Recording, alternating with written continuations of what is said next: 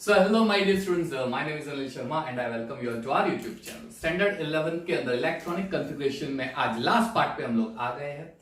That is Hund's rule of multiplicity. Previous video lecture में हमने देखा था अवबर्व प्रिंसिपल.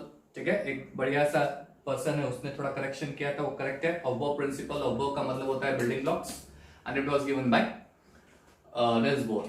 ठीक है, फाइन. तो thank you for that. Okay, Hund's rule of multiplicity ये एग्जैक्टली होता है क्या, ये रूल क्या कहता है इलेक्ट्रॉनिक कॉन्फ़िगरेशन में. सी इलेक्ट्रॉनिक कॉन्फ़िगरेशन अगर मुझे लिखना हो तो there are more than one ways में हम लोग लिख सकते हैं. बहरहाल मैं आपको यहाँ पे दिखाऊंगा कि अगर मुझे हंस रूल ऑफ मल्टीप्लिसिटी में इलेक्ट्रॉनिक कॉन्फ़िगरेशन इंडिकेट करना है तो इस रूल के हिसाब से हम लोग इलेक्ट्रॉनिक कॉन्फ़िगरेशन को एरो के फॉर्म में इंडिकेट करते हैं कुछ इस तरह से. ठीक है, अब दो इलेक्ट्रॉन होंगे तो हमें पता है कि दो इलेक्ट्रॉन होते हैं तो दोनों की स्पिन ऑपोजिट होती है. ऑपोजिट का मतलब ये हुआ कि अगर मैं एक इलेक्ट्रॉन के एरो को ऊपर दिखाऊंगा तो दूसरे इलेक्ट्रॉन के एरो को नीचे दिखाना होगा. यानी हम लोग इलेक्ट्रॉन को एरो के फॉर्म में रिप्रेजेंट करेंगे इस प्रिंसिपल में. और दो इलेक्ट्रॉन होंगे एक ही ऑर्बिटल में तो दोनों इलेक्ट्रॉन को ऑपोजिट स्पिन दिखाने के लिए दोनों एरो को हम लोग डिफरेंटली एक अपर एक डाउनवर्ड एरो लिख देंगे. ठीक है, तो how many ways are there to write electronic configuration. तो 2-3 वेज हम लोग देख लेते हैं. पहले हाइड्रोजन से लेकर हम लोग बोरॉन तक जाते हैं. Hydrogen, helium, lithium, beryllium, boron, carbon, nitrogen, oxygen, fluorine, neon. चलिए हम लोग अभी फिलहाल बोरॉन तक बात कर रहे हैं. Okay, the ways of writing electronic configuration. ठीक है, हाइड्रोजन का एटॉमिक नंबर क्या होता है 1.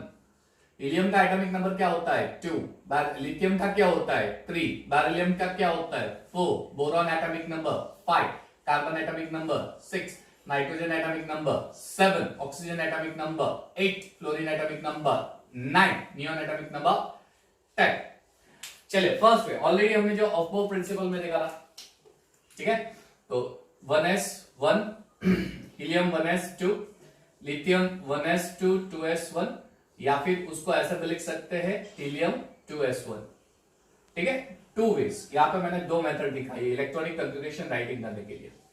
चलिए एक और है 1s2 2s2, तो यहां पे भी हम लोग लिखेंगे हीलियम 2s2. उसके बाद carbon 1s2 2s2 boron 2p1, ये हो जाएगा हीलियम 2s2 2p1. इस तरीके से भी लिख सकते हो. कार्बन होता है 1s2 2s2 2p2.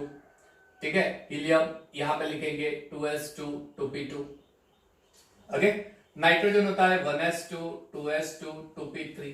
आप ऐसा भी लिख सकते हो हीलियम 2s2 2p3. फिर oxygen 1s2 2s2 2p4. Fluorine 1s2 2s2 2p5.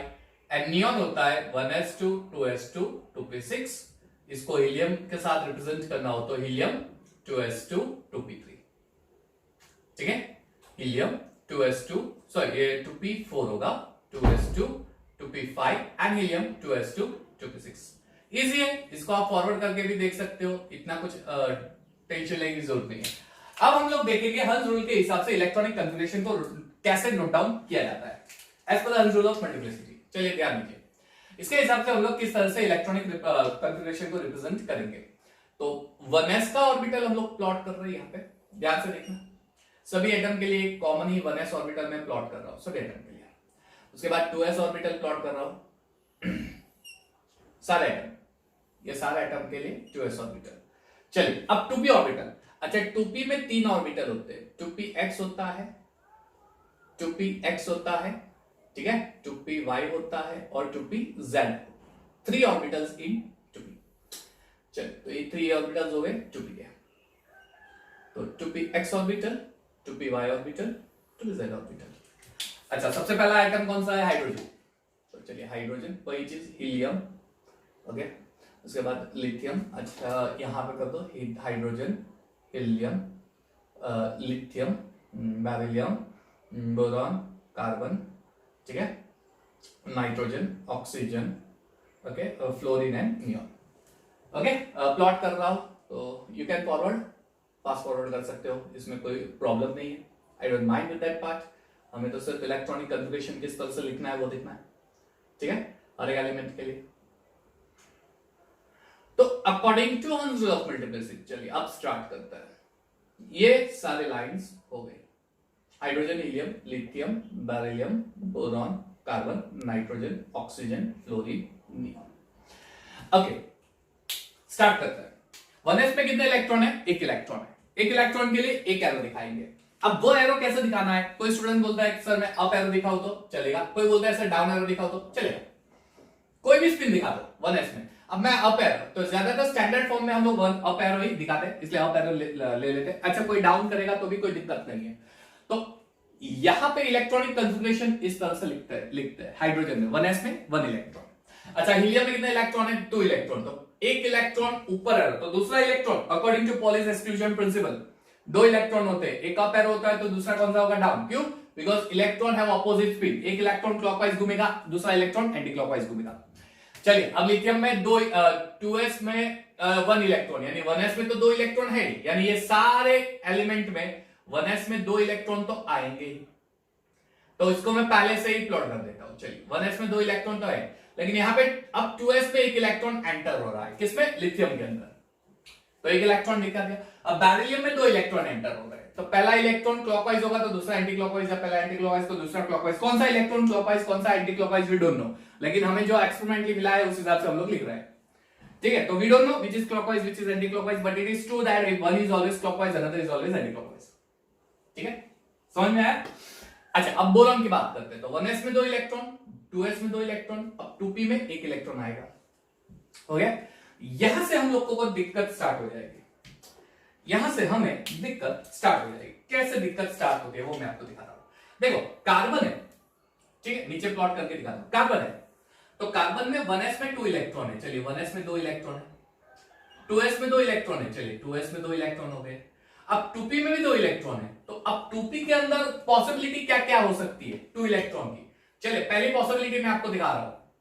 पहली पॉसिबिलिटी नंबर 1, इलेक्ट्रॉन एक यहां पे होगा, दूसरा सेम स्पिन, यानी पहले 2px में इलेक्ट्रॉन क्लॉकवाइज घूम रहा है, फिर दूसरा इलेक्ट्रॉन 2py में जाएगा, वो भी क्लॉकवाइज घूम रहा है। पहली पॉसिबिलिटी, यानी होगा क्या? यहां पे 2px में दोनों इलेक्ट्रॉन पेयर नहीं कर रहा हो, पहली पॉसिबिलिटी। एक इलेक्ट्रॉन 2px, अब बिना पेयर किए दूसरे इलेक्ट्रॉन को 2py में डाल दो। यहां पे मैंने पेयर नहीं किया है, दूसरा इलेक्ट्रॉन सीधा डाल दिया 2py में, पेयरिंग नहीं कर रहा हूं, लेकिन दूसरा इलेक्ट्रॉन जो डालूंगा उसकी भी स्पिन पहले इलेक्ट्रॉन के जैसे ही रख रहा हूं, यानी क्लॉकवाइज होगा तो दूसरे इलेक्ट्रॉन को भी क्लॉकवाइज रख रहे हैं।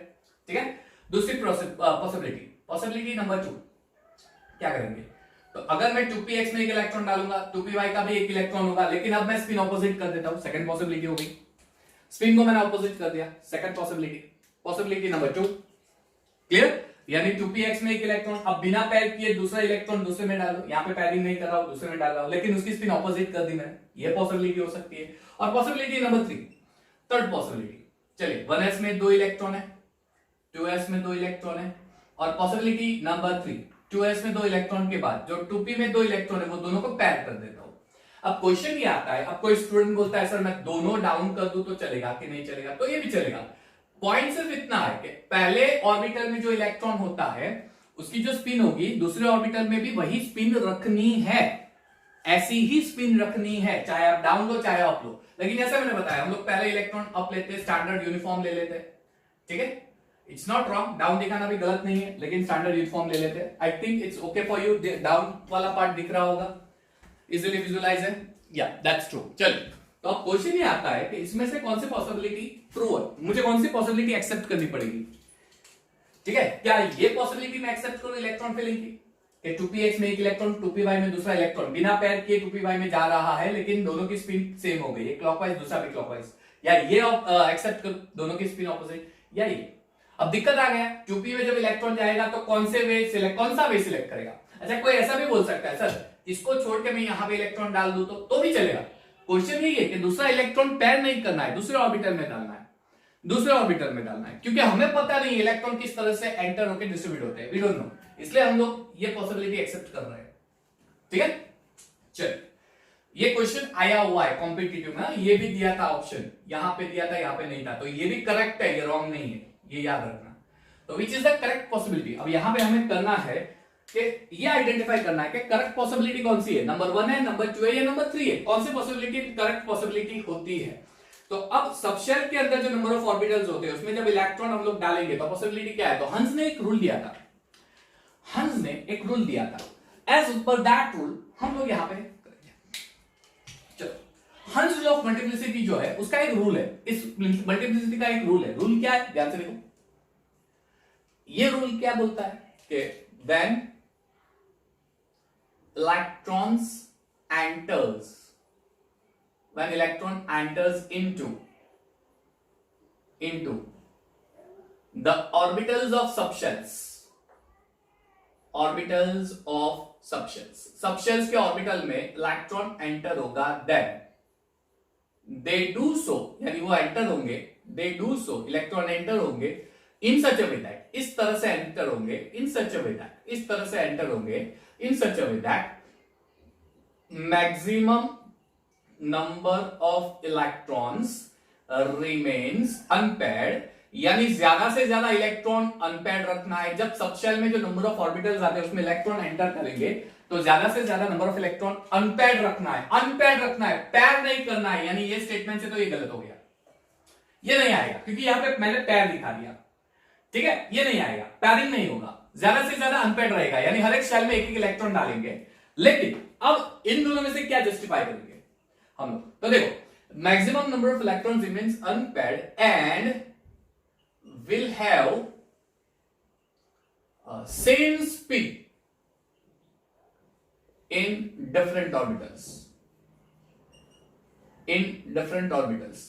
अच्छा, डिफरेंट ऑर्बिटल्स यानी 2px 2py 2pz, same different orbitals of same subshell, different orbitals of same subshell. यहां पे भी हम लोग ऐसा स्टेटमेंट लिख सकते हैं, ऑर्बिटल्स ऑफ सेम सबशेल के ऑर्बिटल में हम लोग एंटर करेंगे तो सेम स्पिन रहेगी।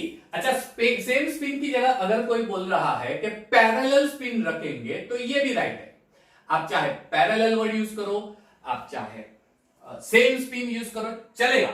यानी पहले सबशेल के पहले ऑर्बिटल में मैंने अप एरो दिखाया है तो यहां पे पैर किए बिना दूसरे ऑर्बिटल में इलेक्ट्रॉन डालेंगे, लेकिन इस तरह से डालेंगे कि उसकी भी स्पिन उसके जैसी ही रहेगी, यानी सेम रहेगी या पैरेलल, यानी अप एरो दिखाया है तो दूसरे में भी अप एरो दिखाएंगे। ये कब तक करेंगे, जब तक सारे सबशेल में इलेक्ट्रॉन एंटर नहीं होते। क्यों, सारे सबशेल में एंटर होंगे तब जाके मुझे maximum number of electron unpaired मिलेंगे। सारे सबशेल में एक एक इलेक्ट्रॉन डालेंगे तब मैक्सिमम इलेक्ट्रॉन अनपेयर्ड मिलेंगे।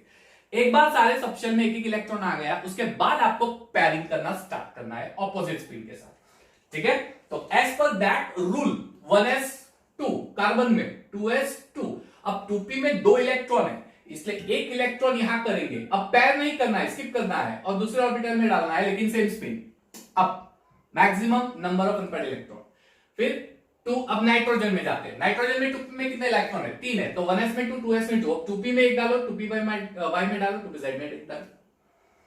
अब देखो यहां पे मैक्सिमम सारे सबशेल्स के सारे ऑर्बिटल, 2p के सारे सबशेल, सारे ऑर्बिटल 2p सबशेल के वो ऑक्यूपाई हो गए इलेक्ट्रॉन, यानी अब नेक्स्ट ऑर्बिटल में जो इलेक्ट्रॉन आएगा वो हम पेयर करना स्टार्ट कर देंगे ऑपोजिट स्पीड के साथ। तो ऑक्सीजन में क्या होगा, 2 इलेक्ट्रॉन, अब यहां पे पेयर कर दो, ये इलेक्ट्रॉन हो गया ऑक्सीजन में।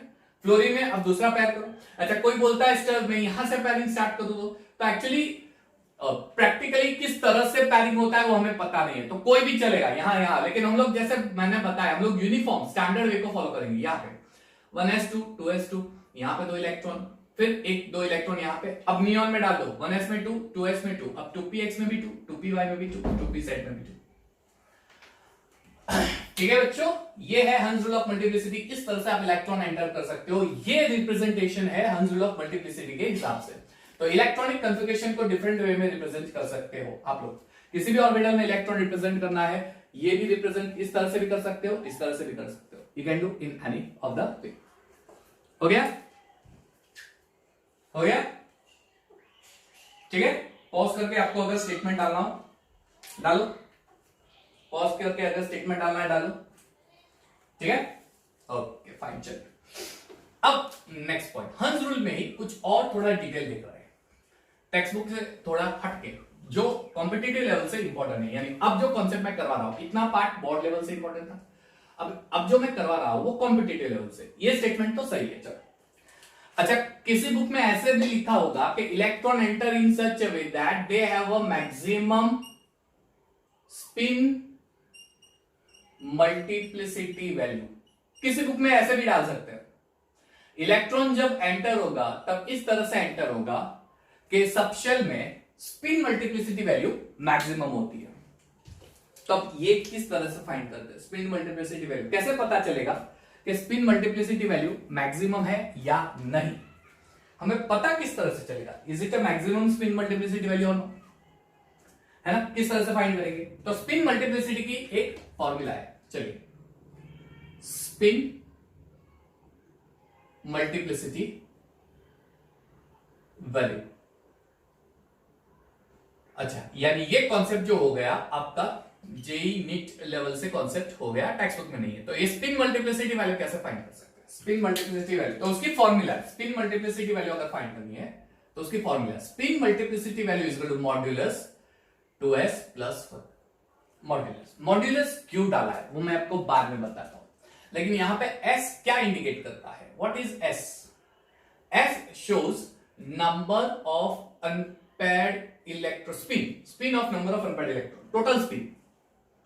S indicates total value, spin value, total spin value of number of unpaired, total spin value of electrons in subshell.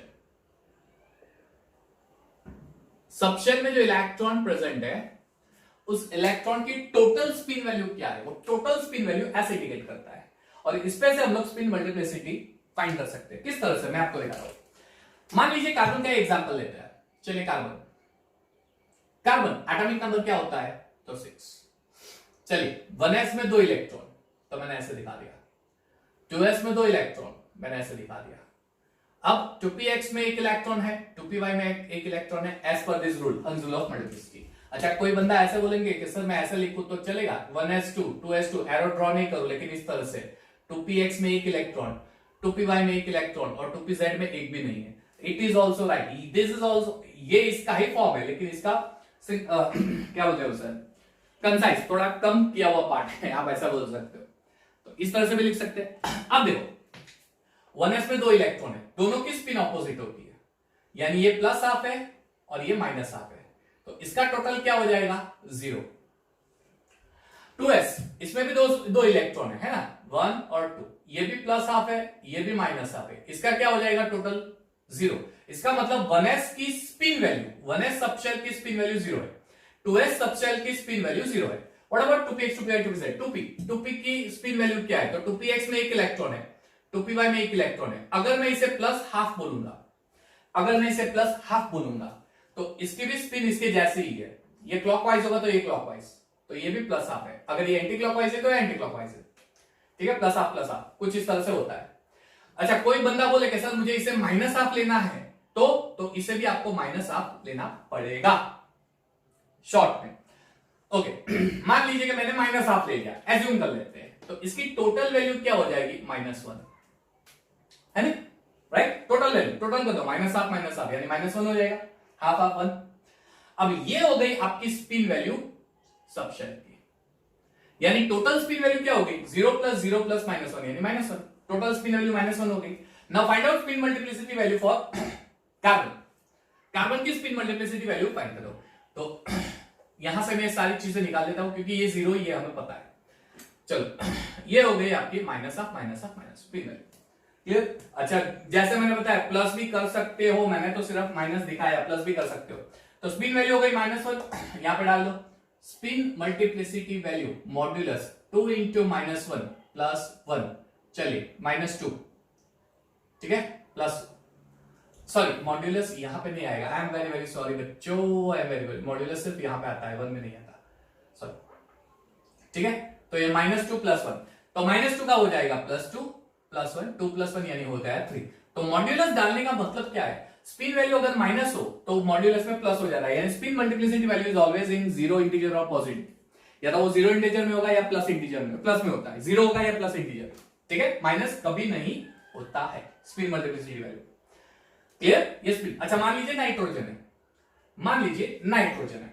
अच्छा, नाइट्रोजन का इलेक्ट्रॉनिक कॉन्फ़िगरेशन इस फॉर्म में डाल रहा हूं, 1s में 2 इलेक्ट्रॉन, 2s में 2 इलेक्ट्रॉन। नाइट्रोजन का एटॉमिक नंबर होता है 7, तो 2 और 2 4 हो गए, 3 बाकी है, 3 यानी हर एक में एक एक डाल दो, 2px में एक, 2py में एक, 2pz में एक। अब एक चीज आपको क्लियर कर दूं, यहां पे आगे के ऑर्बिटल की स्पिन वैल्यू फाइंड करने की जरूरत नहीं है, क्योंकि वो ऑलरेडी पैड होते हैं, इसलिए इसकी स्पिन वैल्यू तो 0 ही होती है, इसकी स्पिन वैल्यू तो 0 ही होती है। बहरहाल इसकी वैल्यू क्या होगी, सेम होगी।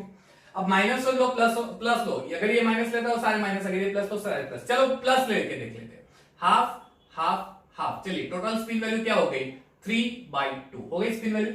फाइंड कर लो स्पिन मल्टीप्लिसिटी वैल्यू। इसकी spin multiplicity value is equal to modulus में 2s प्लस 1। चलो मॉड्यूलस में 2 यानी 3/2 प्लस 1, 2 2 कैंसिल यानी 3 प्लस 1 होगी 4। Spin multiplicity value of nitrogen 4। ये क्वेश्चन आ चुका है एक बार, ये क्वेश्चन एक बार आ चुका है, इंपॉर्टेंट है, ठीक है। इसे इतना पार्ट नोट डाउन कर लो, फिर मैं आपको स्टेटमेंट, ये स्टेटमेंट जस्टिफाई करके दिखाता हूं कि हंस रूल जो है इस रूल में ये किस तरह से फुलफिल होता है, उसको पहले नोट डाउन कर दो। किसी भी एटम के spin multiplicity value, spin value find कर लियो, ये मैंने, चलो हो गया, कर लिया, ओके चलो। तो अब मैं इस स्टेटमेंट को जस्टिफाई करके दिखाता हूं। कार्बन का ही ले लेते, चलो कार्बन का पॉइंट क्या है, मैक्सिमम स्पिन मल्टीप्लिसिटी वैल्यू होनी चाहिए। अब मैं वो 3 पॉसिबिलिटी आपको दिखा रहा हूं जो स्टार्टिंग में मैंने दिखाई थी, फिर हमने फर्स्ट वन एक्सेप्ट किया था। पॉसिबिलिटी नंबर 1, मान लीजिए कि पैड है, तो 1s में 2 इलेक्ट्रॉन, 2s में 2 इलेक्ट्रॉन, कार्बन जिसका एटॉमिक नंबर होता है 6। तो हंस रूल जस्टिफाई कर रहे हैं स्पिन मल्टीप्लिसिटी वैल्यू पे से। चलिए अब कार्बन में मैंने पैरिंग कर दिया, मान लीजिए कि ये पहली पॉसिबिलिटी है, इसकी स्पिन मल्टीप्लिसिटी वैल्यू फाइंड करते हैं। दूसरी पॉसिबिलिटी, दोनों में इलेक्ट्रॉन 2px 2py में, 1s में 2 इलेक्ट्रॉन, 2s में 2 इलेक्ट्रॉन, चलिए दोनों में 1 1 इलेक्ट्रॉन, एक यहां पे, लेकिन दूसरे की स्पिन ऑपोजिट कर देता है, दूसरे की स्पिन ऑपोजिट कर देते हैं। और नंबर 3 के 1s में 2 इलेक्ट्रॉन, चलिए 2s में 2 इलेक्ट्रॉन, 2px में 1 और 2py में भी इसके जैसी स्पिन कर देते हैं, सेम स्पिन। चलिए तीनों की स्पिन मल्टीप्लिसिटी वैल्यू फाइंड करते हैं, लेकिन स्पिन वैल्यू पहले फाइंड करनी पड़ेगी। फाइंड आउट स्पिन वैल्यू, चलिए स्पिन वैल्यू फाइंड कर दो। तो स्पिन वैल्यू क्या हो जाएगी, जो भी पैड होते हैं वो 0 ही होता है, क्योंकि spin opposite, plus half minus half 0। तो ये देखो प्लस हाफ माइनस हाफ 0 हो गया, ये देखो प्लस हाफ माइनस हाफ 0 हो गया, ये देखो प्लस हाफ माइनस हाफ 0 हो गया, यानी स्पिन वैल्यू 0। तो अब स्पिन मल्टीप्लिसिटी वैल्यू क्या हो जाएगी, मॉड्यूलस में 2s प्लस 1, तो ये हो गई 1, क्यों, ये 0 है, s anything multiply by 0 is 0, 0 plus 1 हो जाएगा 0 पहला। तो अगर मैं ये प्रोबेबिलिटी कंसीडर करूं कि इलेक्ट्रॉन ऐसे एंटर होता है, तो इसकी spin value, spin multiplicity value हो जाएगी 1। यहां पे देख लेते हैं, चलिए यहां पे ये 0 हो गया, इसके जैसे ही प्लस हाफ माइनस हाफ, ये 0 हो गया, इसके जैसे ही प्लस हाफ माइनस हाफ, लेकिन यहां पे क्या है, ये प्लस हाफ ले लेते हैं, तो दूसरे में देखो मैंने स्पिन ऑपोजिट दिखाई है। अब पैरोट डाउन ऑपोजिट है, तो अगर ये प्लस हाफ है तो ये भी हो जाएगा, ये हो जाएगा सॉरी माइनस हाफ, तो प्लस हाफ और माइनस हाफ, तो इसका भी टोटल क्या हो गया 0। हेंस यहां पे स्पिन वैल्यू क्या हो जाएगी, the spin value will be 0 हो गई है, यहां पे भी स्पिन वैल्यू 0 होगी। तो what will be spin multiplicity value, spin multiplicity value again modulus में 2s प्लस 1, यानी इसकी वैल्यू क्या हो गई 1, ठीक है। ये सेकंड प्रोबेबिलिटी। प्रोबेबिलिटी नंबर 3 यहां पे, चलिए spin value 0 0 minus half plus half minus half plus half 0। अब यहां पे देखो, अगर ये प्लस हाफ ले रहे हैं तो इसकी भी प्लस हाफ वैल्यू लेनी पड़ेगी। तो स्पिन वैल्यू क्या है, what is the spin value, चलिए स्पिन वैल्यू हो जाएगी 1 हाफ हाफ यानी 1।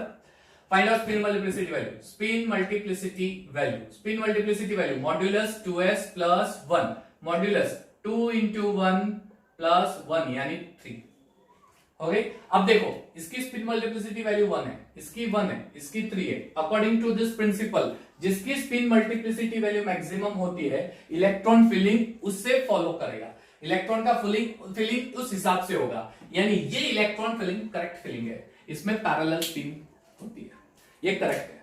तो ये स्टेटमेंट को भी हम लोग जस्टिफाई कर सकते हैं, ये स्टेटमेंट भी आप लोग नोट डाउन कर सकते हैं, ठीक है। जिसकी स्पिन मल्टीप्लिसिटी की वैल्यू मैक्सिमम होगी, वो इलेक्ट्रॉनिक कॉन्फ़िगरेशन जो हम लिख रहे हैं वो करेक्ट इलेक्ट्रॉनिक कॉन्फ़िगरेशन होगा एज पर दिस प्रिंसिपल, ठीक है। जस्टिफिकेशन आ गया, इसको नोट डाउन कर दो नोट डाउन, चलिए कर दिया, हो गया फिनिश। तो यहां पे हम लोग हंस लॉ ऑफ मल्टीप्लिसिटी भी खत्म कर रहे हैं। आई होप के समझ में आ गया होगा, पूरा कॉन्सेप्ट बहुत इजी है। एक और वीडियो लेक्चर बनाऊंगा जिसके अंदर हम लोग कुछ शील्डिंग इफेक्ट कैसे करते हैं, ठीक है। फिर exceptional case of chromium copper वो क्या होता है वो देखेंगे उस एक वीडियो लेक्चर में। थोड़ा लंबा बनेगा तो नो इश्यूज, लेकिन उसमें सारी चीजें डालेंगे, ठीक है। सिनर्जिक एनर्जी से लेकर सभी बहुत सारी चीजें वहां पे आएगी। एक वीडियो लेक्चर पूरा खत्म, और वो वीडियो लेक्चर हम लोग डेडिकेट करेंगे जेई नीट लेवल से, ठीक है। तो यहाँ पे हम लोग खत्म कर रहे हैं। Everyone please take care of yourself, keep watching videos. Thank you everyone and have a nice time.